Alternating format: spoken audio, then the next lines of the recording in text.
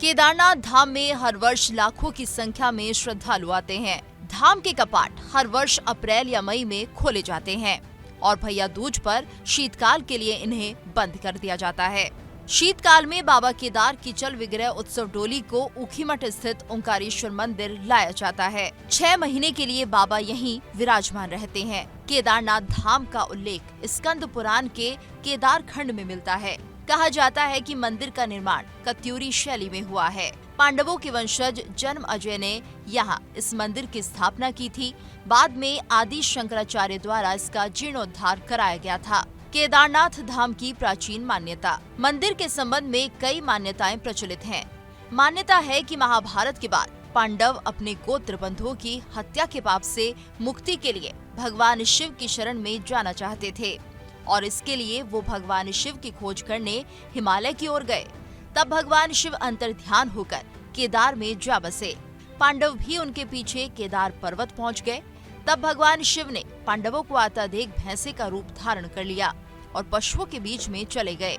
भगवान शिव के दर्शन पाने के लिए पांडवों ने एक योजना बनाई और भीम ने विशाल रूप धारण कर अपने दोनों पैर केदार पर्वत के दोनों ओर फैला दिए। शीतकाल में कल्पगंगा के तट पर करें बद्री केदार के इस तरीके से दर्शन।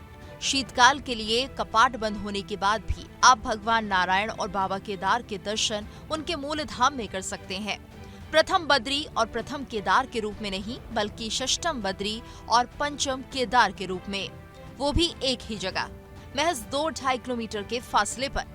जी हाँ, समुद्र तल से 7003 फीट की ऊंचाई पर चमोली जिले की उर्गम घाटी में कल्पगंगा यानी हिरण्यावती नदी के तट पर स्थित ध्यान बद्री और कल्पेश्वर धाम की ही बात हो रही है। स्कंद पुराण में उल्लेख है कि इन दोनों ही धाम में दर्शन से बद्रीनाथ और केदारनाथ धाम के दर्शन का पुण्य प्राप्त होता है। दोनों ही धाम के कपाट वर्ष भर खुले रहते हैं, लेकिन शीतकाल में यहाँ आने का आनंद ही कुछ और है। अब हम आपको ध्यान बद्री मंदिर से जुड़े कुछ महत्वपूर्ण बातों को बताते हैं। बरगिंडा गांव स्थित इस मंदिर में शालिग्राम शिला से बनी भगवान विष्णु की चतुर्भुज मूर्ति ध्यान अवस्था में विराजमान है। कहते हैं कि ध्यान बद्री मंदिर का निर्माण 12वीं सदी में आदि शंकराचार्य के मार्गदर्शन में हुआ। कथा है कि महर्षि दुर्वासा के श्राप से श्रीहीन हुए इंद्र ने भगवान विष्णु को प्रसन्न करने के लिए इसी जगह कल्पवास किया। कल्पवास में साधक ध्यानलीन रहता है, इसलिए यहाँ भगवान का विग्रह भी आत्मलीन अवस्था में है। इस कारण विग्रह को ध्यान बद्री नाम से प्रतिष्ठित किया गया।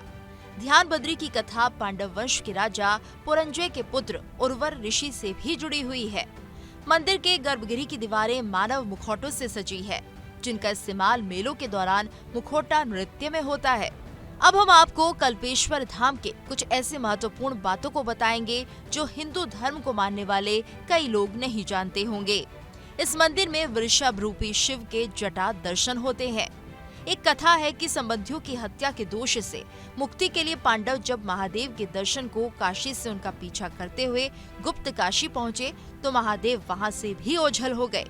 कुछ दूर जाकर उन्होंने बैल का रूप धारण किया और अन्य पशुओं में मिल गए। इस रूप में भी पांडव उन्हें पहचान गए और फिर भीम ने विशाल रूप धरकर 2 पहाड़ों पर पैर फैला दिए, जिनके नीचे से अन्य पशु तो निकल गए, लेकिन वृषभ रूपी शिव जड़वत रहे।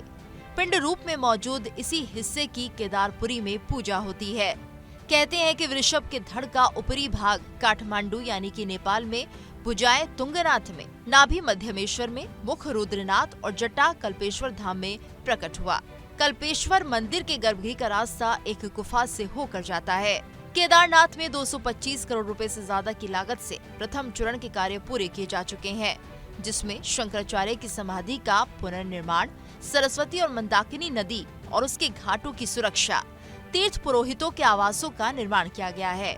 मंदाकिनी नदी पर 60 मीटर लंबे पुल के निर्माण के साथ ही आस्था पथ का निर्माण किया गया है। अब दूसरे चरण में 184 करोड़ रुपए के निर्माण कार्य चल रहे हैं।